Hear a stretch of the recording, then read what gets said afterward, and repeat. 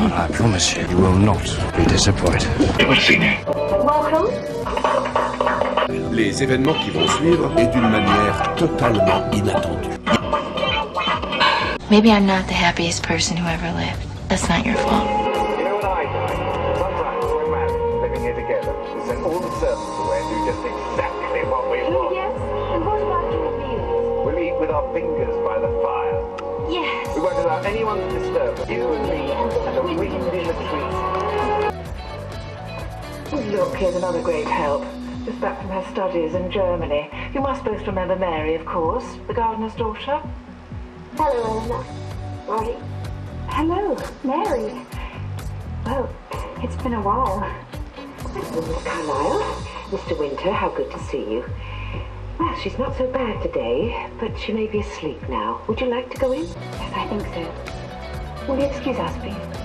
If anybody calls, I'll be back in the evening. Oh, I'll take the salmon, thank you. Fragilisé par les retours des passions tristes, le nationalisme, le racisme, l'antisémitisme, l'extrémisme, qui remettent en cause cet horizon que nos peuples attendent. Mademoiselle Gerard, may I ask where in Europe? Germany. I was staying with a family near Freiburg. Oh, Black Forest. Beautiful country. Do you know, I think the National Socialists are doing quite a fair job over there. I sometimes wish we had politicians like that here. I think, monsieur, that you are most fortunate that you did not. Do you? Oh, well, it's much too pleasant an occasion for European politics. Roddy, have a word. What's up? You're making a big mistake.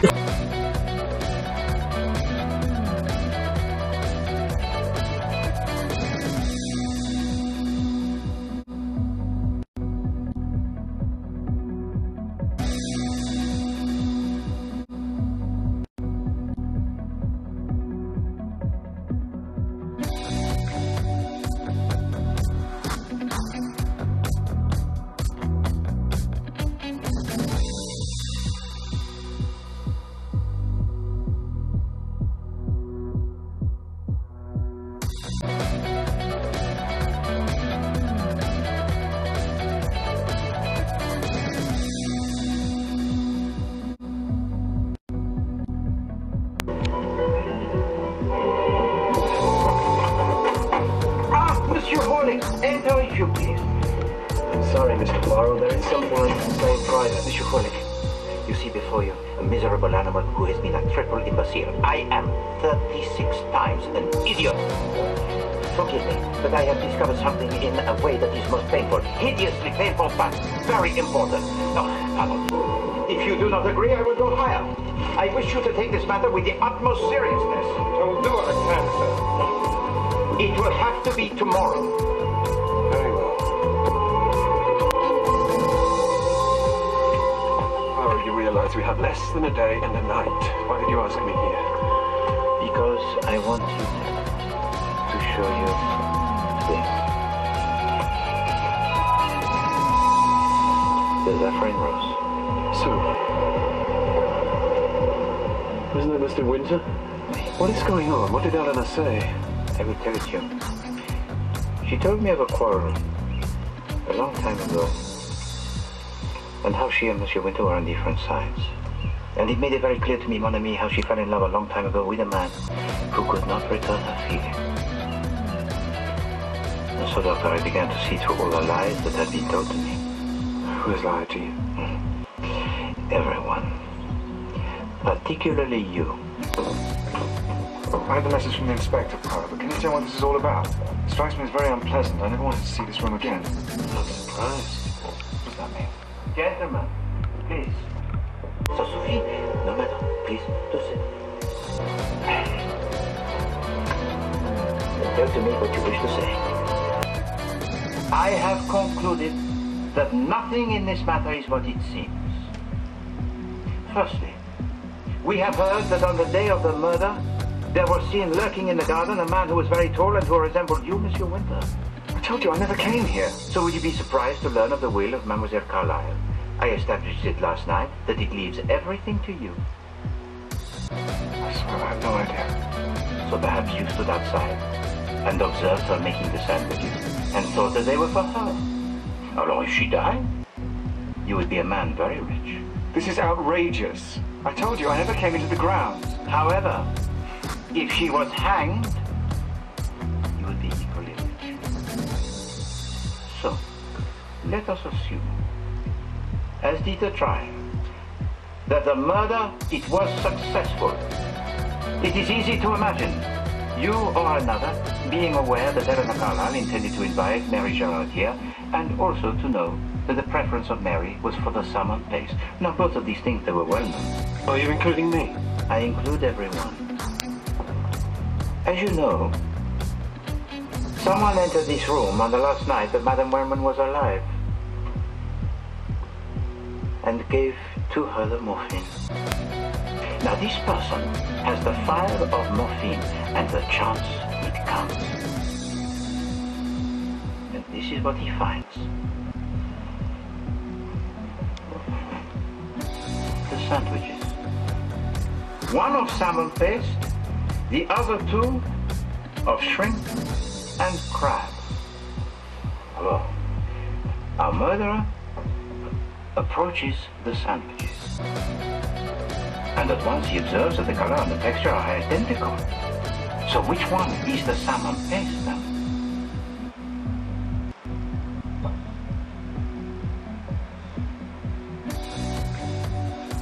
There's no way on earth he could distinguish by smell. So what can this person do? I am afraid that there is only one thing he can do. He tastes.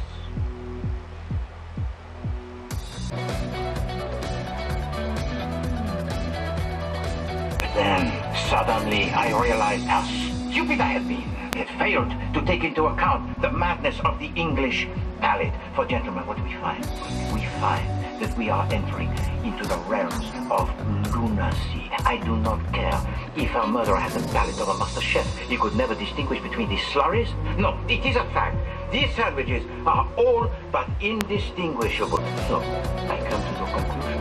I do not care what was said at the trial. This could never, ever be the practical method of murder. So Eleanor Carlyle did not poison the sandwich? No, she did not.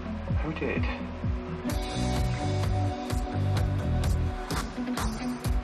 Nobody. So it was an accident? No, she was murdered. But not by these disgusting sandwiches.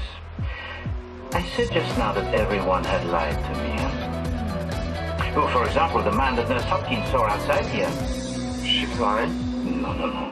Indeed, she was not. And you know that, Dr. Lord, because you are aware of who it was. It was you. Monsieur Horlick recognized your car, but did not want to say so in front of you. So last night he came to the hotel to tell it to me. So here is yet another liar. But why? Was it because you feared for Eleanor Carlyle? Was it your heart I could forgive? Or something much more simple? All right. I wouldn't have done anything to protect her. I was just a fool to think I could deceive you. Well, either a fool or something worse. Please to remain, I will return.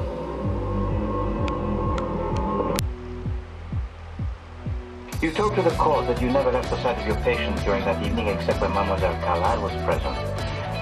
She was the accused, so no person could challenge you.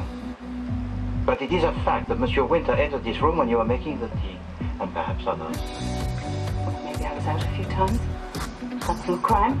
But that is not your affair now. When I asked you if Mary Gerard was adopted, you denied it. Why did you not tell to me the truth? What? That? It has no bearing. No bearing.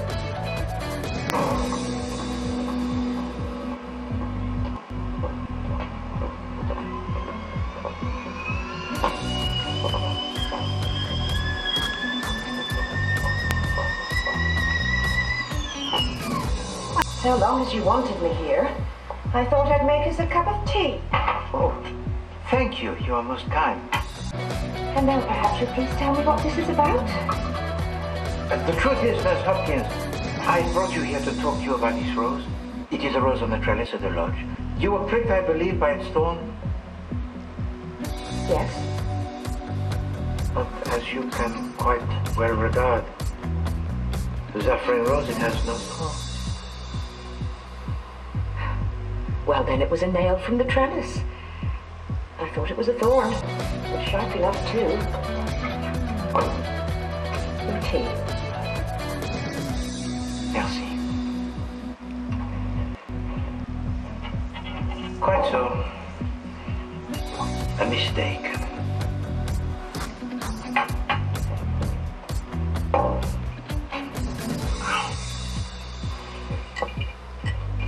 Tell me, you have lived in New Zealand?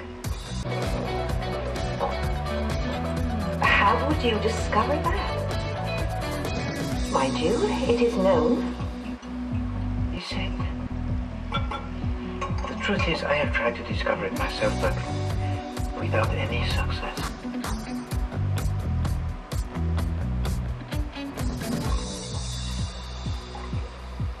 And this planted a temptation which grew.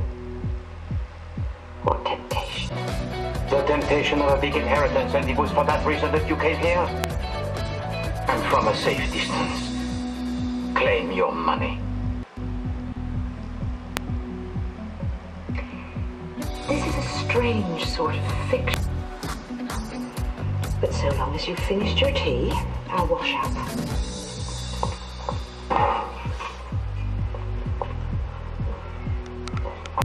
And not one for morphine at all.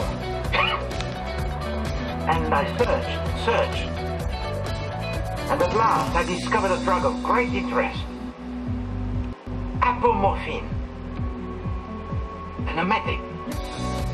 Yes, an emetic, Mr. Poirot. Apomorphine makes you vomit. Swallow poison and inject that, and you vomit quite enough to expel the poison. So it was the tea. You poisoned it. You drank it with Mary. And a little while later, Eleanor Carlyle finds you with a prick from the needle in your arm, standing over that basin where you had been so sick. And now I have to do it again. The poison's safely washed up, though luckily I had much less than you. Not morphine this time. Something nastier. But nobody will quite know how it entered your system. And there's no trace of it. Oh, but my dear lady. There it is. You see? I hate and always have hated.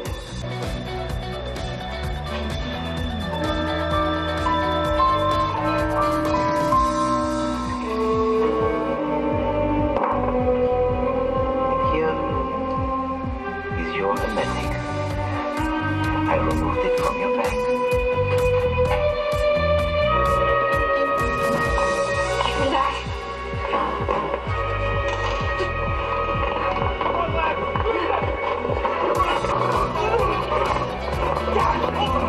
You filthy foreigner. There was no way they could have found out. No. What's up? You're making a big mistake.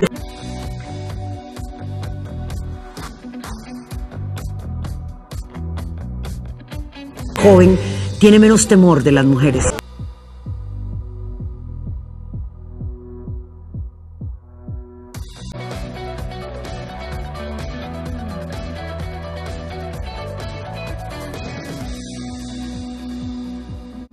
We need to hurry, there's no time to waste. And Dr. Lord also, if you please. I think you will be needed. Monsieur Winter?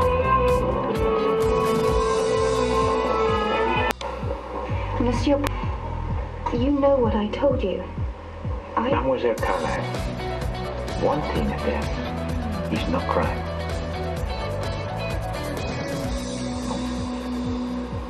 Now go.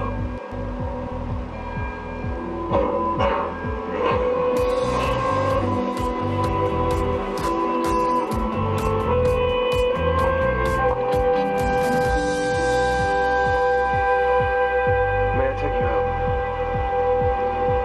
Yes.